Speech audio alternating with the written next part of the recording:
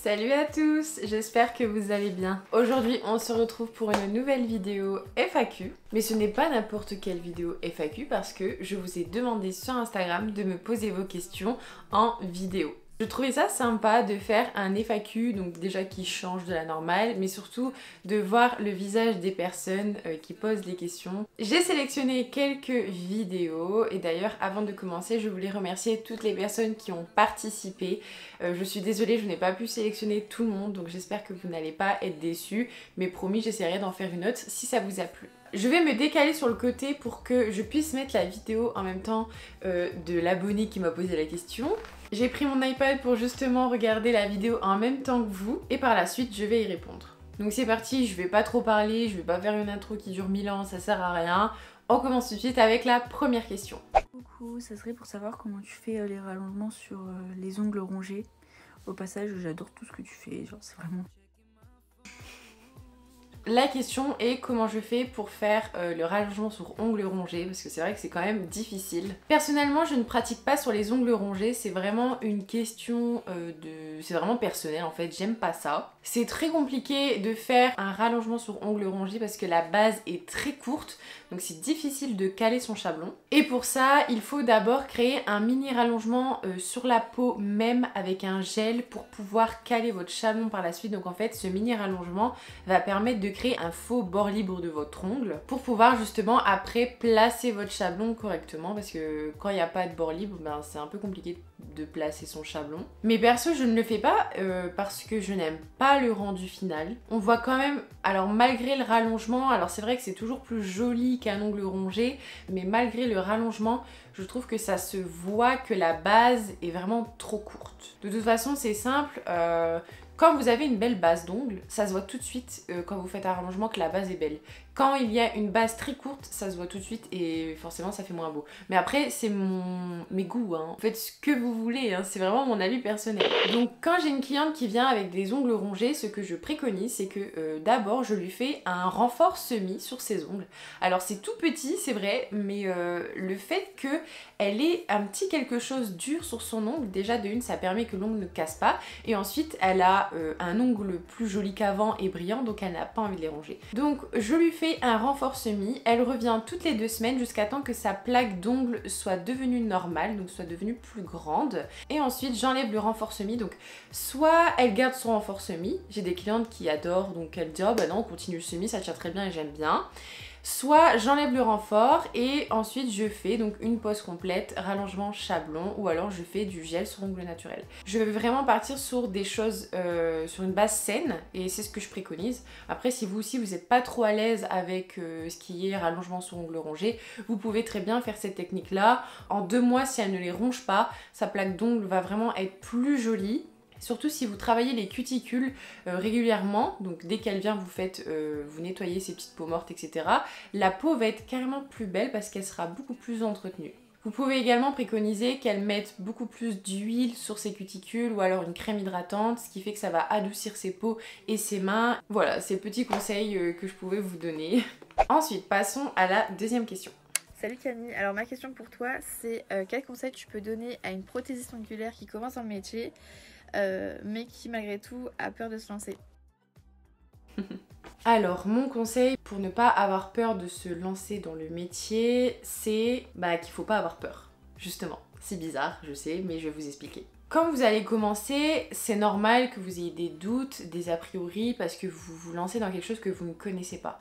Mais moi, ce que je vous conseille, c'est vraiment de suivre le mouvement. Ne vous prenez pas la tête. Au contraire, c'est quand vous vous prenez la tête que ça va devenir compliqué et que vous allez stresser pour rien. Dites-vous qu'on est tous passés par là. Si vous avez peur de s'il y a des décollements, si j'arrive pas à faire un ongle en capsule ou un ongle en gel, etc., etc., on est tous passés par là. On débute tous, donc ne vous inquiétez pas. Au fur et à mesure, vous allez progresser avec l'expérience parce que quand vous commencez, ça ne va pas être parfait tout de suite, ça c'est clair. C'est pareil pour tous les métiers, que ce soit pour les coiffeuses, les secrétaires, tous les métiers en fait.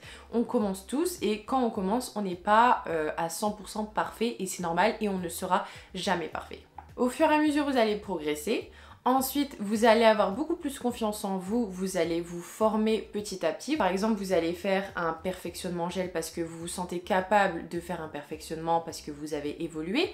Ensuite, vous allez vouloir faire une formation manucurus parce que vous vous sentez capable de pratiquer la ponceuse et les cuticules. Donc, vous allez avoir confiance en vous, vous allez faire cette formation-là. Après cette formation et toutes les autres formations d'ailleurs, vous allez avoir confiance en vous parce que vous avez appris les bonnes bases. Et ça aussi, je tiens à le dire, faites des bonnes formations. En fait, il faut que vous ayez les bonnes bases tout de suite. N'allez pas n'importe où. Alors, le prix, ça n'a rien à voir. C'est pas parce que c'est plus cher que c'est meilleur. C'est pas parce que c'est moins cher que c'est moins bien. Ça n'a rien à voir. Vraiment, essayez de voir les photos. Essayez d'avoir le bon feeling avec la formatrice. Essayez aussi d'avoir des avis d'autres personnes qui ont été. C'est très important. Ensuite, vous allez avoir un salaire petit à petit parce que vous allez forcément vous créer de la clientèle et vous allez aussi, avec votre salaire, investir dans de nouveaux matériels.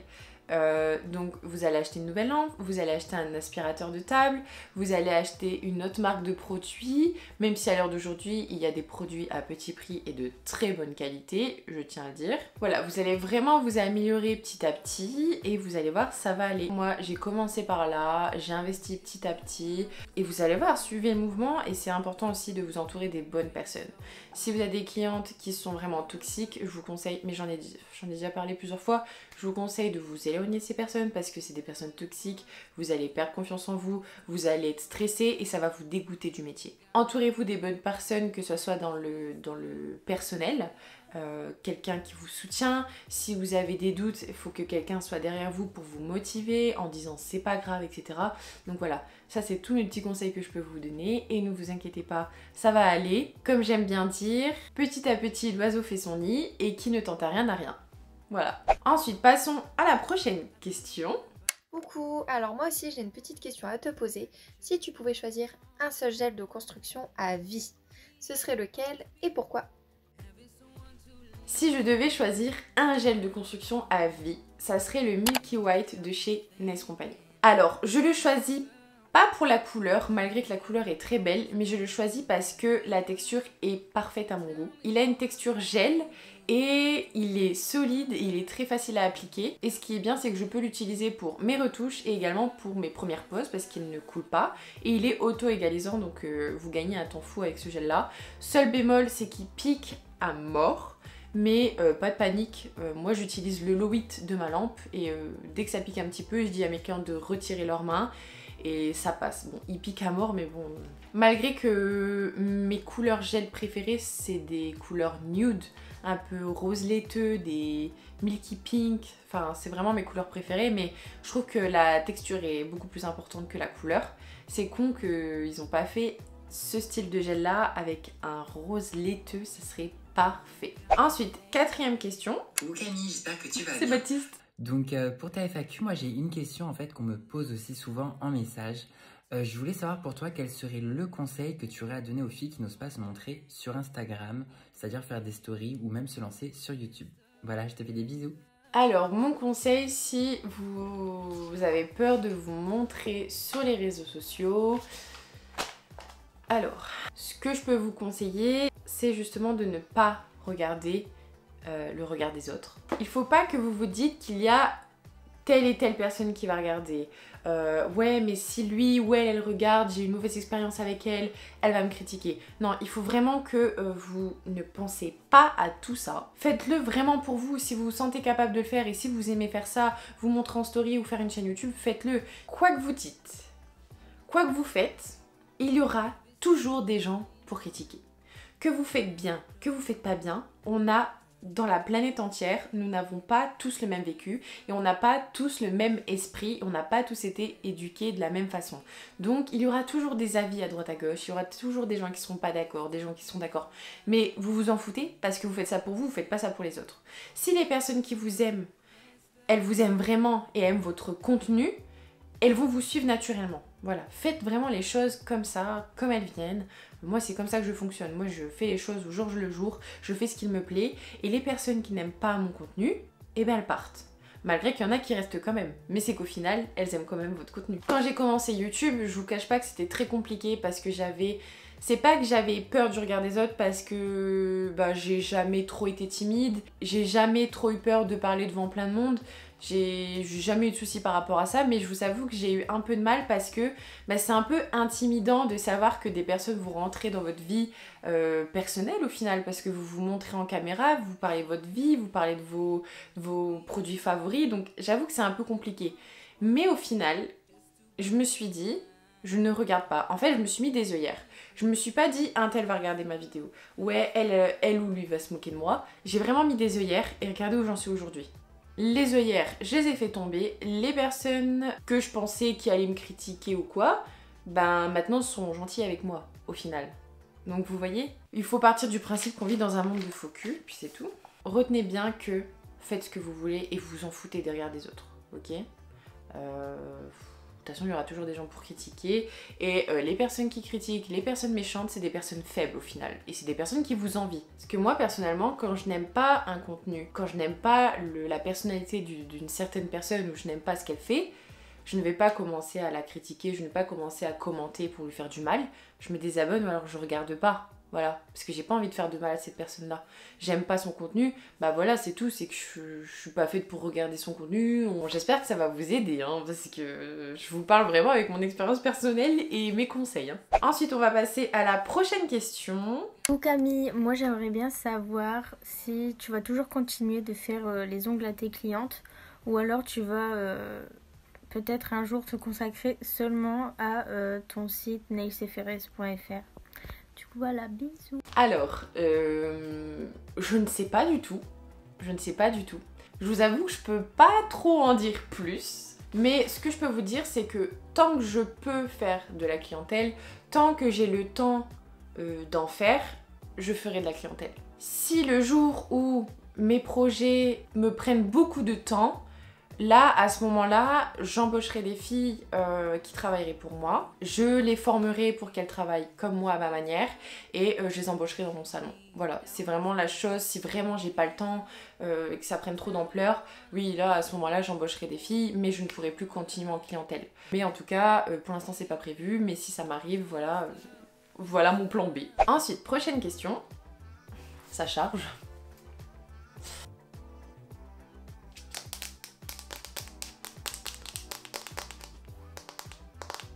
Coucou Camille, j'espère que tu vas bien. Moi j'ai une question. Est-ce que tu vas ouvrir une enseigne sur Lille? Parce que j'aimerais tellement faire mes ongles chez toi, mais malheureusement je suis de Lille, donc Liège ça fait un peu loin.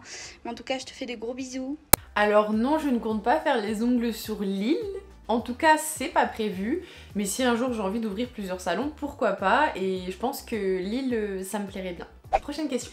Coucou Camille, j'espère que tu vas bien. Alors moi j'ai une petite question concernant les vernis et notamment les vernis clairs, les pastels ou voire les blancs. Est-ce que tu as une astuce pour appliquer ces couleurs sans que ça soit bourré de traces, trop épais, pas joli?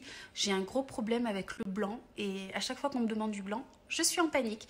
Donc si tu as une astuce pour nous aider à l'application des vernis ultra clairs, ça serait formidable. Merci à toi Camille et encore bravo pour tout ce que tu fais et ce que tu nous partages. Bonne continuation et à très bientôt. Alors, pour le pastel, c'est vrai que parfois il y a des couleurs pastel qui sont pas assez opaques. Et ça c'est très chiant et du coup vous êtes obligé de mettre 1000 couches. Alors ça c'était il y a 2-3 ans.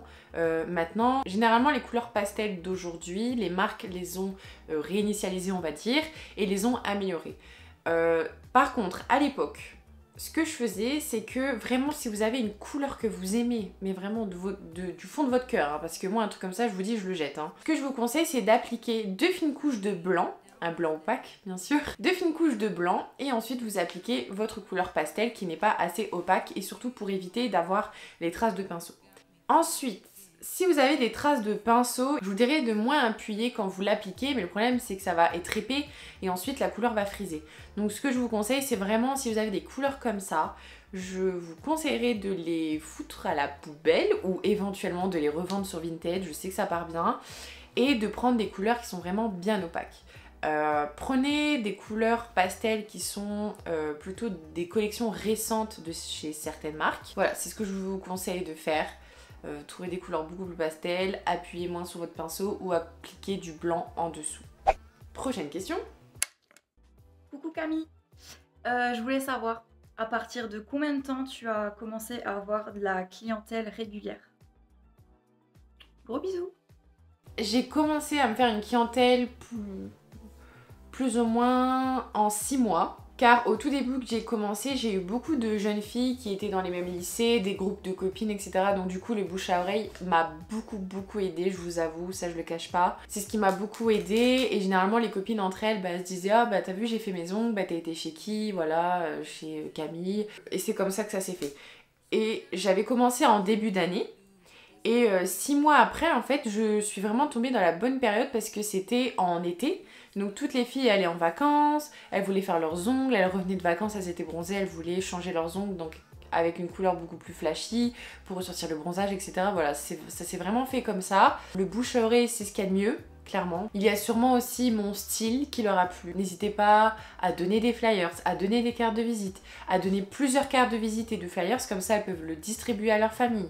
Alors si votre cliente distribue un flyers par exemple à sa maman, mais qu'elle ne fait pas ses ongles tout de suite, c'est pas grave parce que le jour où elle aura un mariage ou le jour où elle partira en vacances, elle pensera à vous. Si c'est pas tout de suite, c'est pas grave, ça sera plus tard. N'hésitez pas non plus à déposer des cartes de visite dans des boulangeries, dans des friteries, tous des petits trucs comme ça. Et c'est comme ça que ça marchera petit à petit. Quelque chose aussi que je faisais et que je me suis rendu compte plus tard qu'en fait ça m'a beaucoup aidé, c'est dès que ma cliente partait, je lui disais si tu fais une photo, n'hésite pas à m'identifier. Ça c'est la chose, je pense, qui m'a fait aussi décoller parce que toutes les filles entre elles mettaient leurs ongles en story et m'identifiaient et c'est comme ça que ça m'a aidé parce que les réseaux sociaux, il n'y a que ça de vrai. J'ai déjà eu des appels de la radio qui m'appelaient « Oui, j'ai vu votre flyer chez le coiffeur, est-ce que vous voulez faire de la pub sur notre radio? C'est 600 € genre. » Bah non, voilà, je disais non tout le temps. Plein de petites choses comme ça qui m'appelaient pour demander si ça m'intéressait de faire de la pub et pourquoi je disais non. Parce que de une, les réseaux sociaux, c'est beaucoup plus puissant que la radio. Et quelque chose de positif, c'est que c'est gratuit. Et ça marche beaucoup mieux. Ensuite, dernière question. Salut, du coup, petite question pour ta vidéo FAQ. Je voulais savoir si tu utilisais le même compte Instagram pour tes abonnés, donc pour ta chaîne YouTube et pour tes rendez-vous clients, etc. Et si c'était le cas, comment tu fais pour trier et t'organiser dans les DM des abonnés et les DM des clientes? Voilà. Donc oui, mon compte professionnel, donc Nice FRS tout simple, est dédié pour mes clientes et aussi pour mes abonnés. Donc je n'ai pas deux comptes différents. Voilà, je gère tout sur la même page, c'est beaucoup plus simple pour moi. Et comment je fais? Alors à l'époque c'était assez compliqué. J'avais déjà beaucoup de messages, des abonnés, etc. Mais j'arrivais encore à m'en sortir. Et à un moment donné c'était beaucoup trop compliqué et au même moment Instagram a fait un nouveau principe. Donc en fait il faut que vous ayez votre compte Instagram en professionnel. Vous avez deux choix, soit vous mettez votre compte en personnel ou alors en professionnel et c'est beaucoup plus pratique parce que vous voyez vos statistiques, vous voyez combien de personnes a enregistré votre photo, si votre photo a plu oui ou non.